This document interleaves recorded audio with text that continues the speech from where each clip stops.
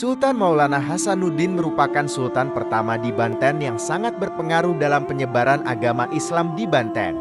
Beliau mendapat gelar Pangeran Sabakingking atau Sedakinkin dari kakeknya, yaitu Prabu Surosowan yang pada masa itu menjabat sebagai bupati di Banten. Sultan Maulana Hasanuddin sendiri adalah putra kedua dari Syekh Syarif Hidayatullah, putra Pangeran Cakrabuana atau yang lebih dikenal dengan Sunan Gunung Jati. Beliau merupakan salah satu dari 9 wali songo dan ibunya yang bernama Nyi Kaunganten. Ia adalah putri dari Prabu Surosowan. Dan ketika Prabu Surosowan jatuh sakit, ia menderita penyakit yang sangat parah. Banyak tabib yang didatangkan ke istana untuk mengobati penyakit beliau. Berbagai macam pengobatan dan ramuan dari dedaunan yang didatangkan dari Gunung Karang, Pulau Sari, Pasebar, dan Pinang. Tetapi semuanya berakhir sia-sia, walaupun sudah berupaya untuk mendatangkan tabib-tabib ternama dari seluruh Banten. Akhirnya Prabu Surosowan sebelum menghembuskan nafas terakhirnya berpesan kepada istrinya, "Wahai istriku, tolong jaga anak-anakku terus pegang teguh dan lestarikan Sunda Wiwitan, dan jadikan Sunda Wiwitan sebagai pedoman hidup rakyat dan anak cucu kita."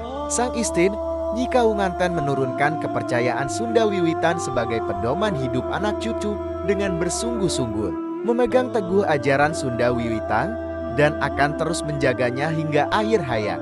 Ketika Prabu wafat, pemerintahan Banten diwariskan kepada putranya, yaitu Arya Surajaya atau yang lebih dikenal dengan Prabu Pucuk Umun.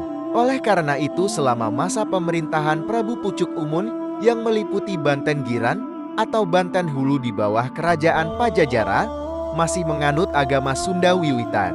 Prabu Arya Surajaya menjalankan wasiat itu dengan penuh kesungguhan.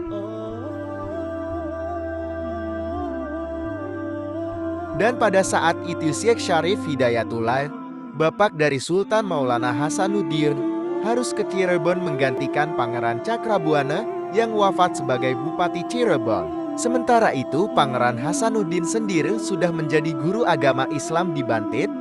Bahkan Hasanuddin lebih dikenal sebagai guru agama yang memiliki banyak santri di wilayah Banten, sehingga beliau mendapatkan gelar Syekh Maulana Hasanuddin. Karena tidak sejalan dengan kepercayaan yang dipegang teguh oleh Prabu Pucuk Umun, maka Maulana Hasanuddin mendapat tantangan dari Prabu Pucuk Umun. Dan Prabu Pucuk Umun mengajak Sultan Maulana Hasanuddin untuk bertarung.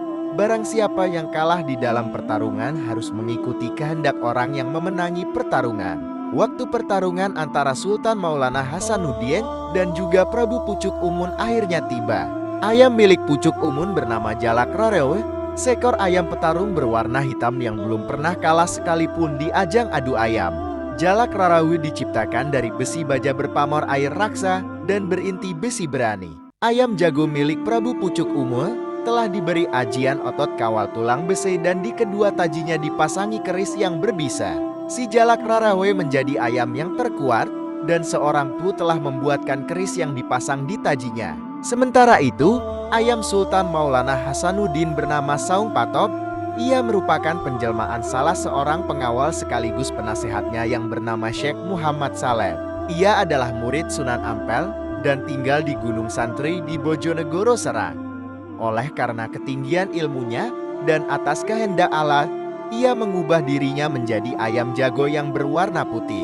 Meski Saung Patot atau ayam milik Sultan Maulana Hasanuddin tidak dipasangi senjata apapun, tetapi karena merupakan penjelmaan dari orang yang memiliki ilmu yang tinggi atas seizin Allah, tubuhnya kebal terhadap senjata tajam.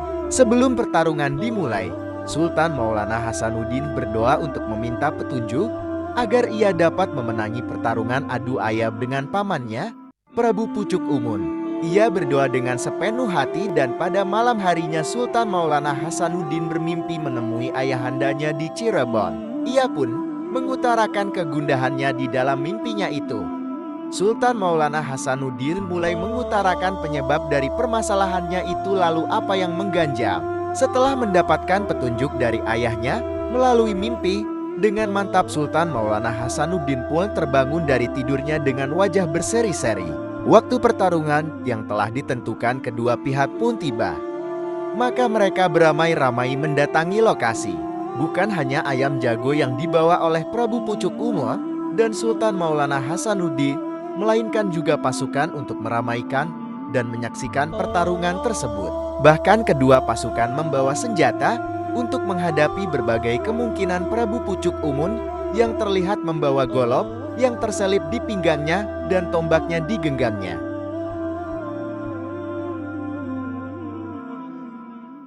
Sedangkan Sultan Maulana Hasanuddin hanya membawa sebelah keris pusaka milik ayahnya Sunan Gunung Jati yang diwariskan kepadanya. Sultan Maulana Hasanuddin berdiri di sisi selatan dengan berjubah dan bersorban putih di kepalanya. Dari pinggir arena kedua belah pihak yang akan bertarung terlihat tegang. Sultan Maulana Hasanuddin yang datang bersama rombongannya yaitu para ustadz dan santri larut dalam doa memohon pertolongan kepada Allah Subhanahu wa Ta'ala. Sementara itu pihak Prabu Pucuk Umur yang terdiri atas ratusan penasehat dan prajurit juga terlihat berkomat-kamit membacakan mantra. Di tengah-tengah suasana tegang itu, majulah salah seorang prajurit yang mewakili kedua belah pihak masuk ke tengah arena dan membacakan pengumuman dengan lantang.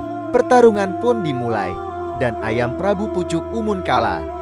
Pihak Sultan Maulana Hasanuddin berhak dan bebas menyebarkan Islam di Banten.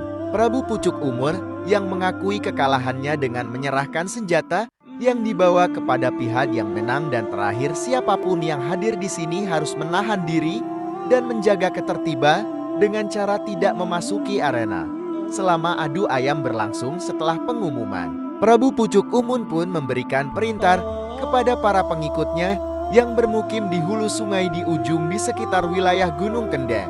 Para pengikut setiap Prabu Pucuk Umur membuat cikal bakal orang Kanekes yang kini lebih dikenal sebagai suku Baduy yang hingga kini masih melanggengkan ajaran Sunda Wiwitan.